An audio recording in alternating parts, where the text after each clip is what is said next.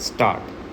The National Integration Council, however, stated that if universities are to exchange professors, if they have to develop freely, then there should be the common medium of instruction, namely English and Hindi.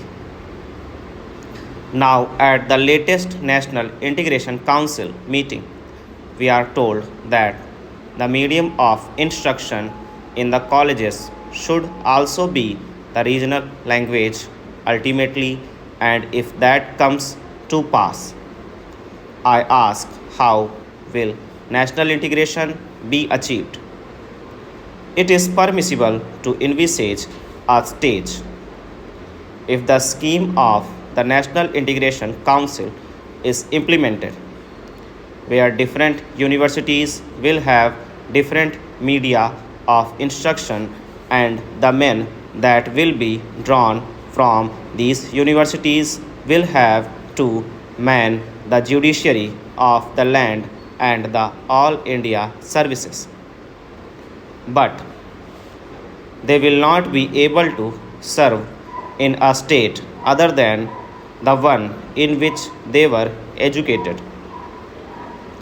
How can integration be achieved? We are working at cross purposes.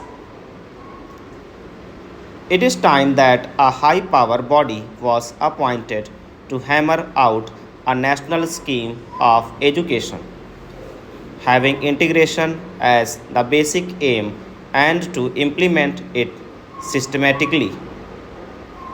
The present method of meddling at every stage of education, the present climate in which we are not clear about the medium of instruction at different stages, is causing concern to the parents, to the pupils, and weakening the country in the process.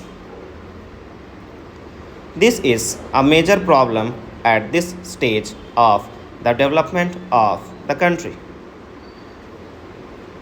Then, Mr. Vice Chairman, I would pass on to the Ministry of Transport and Communications. According to this ministry, we are to build a system of national highways, provincial or state highways, an integrated system of communications from the village upwards, but the central government is concerned with the construction of national highways. It is good to have a fine system of national highways.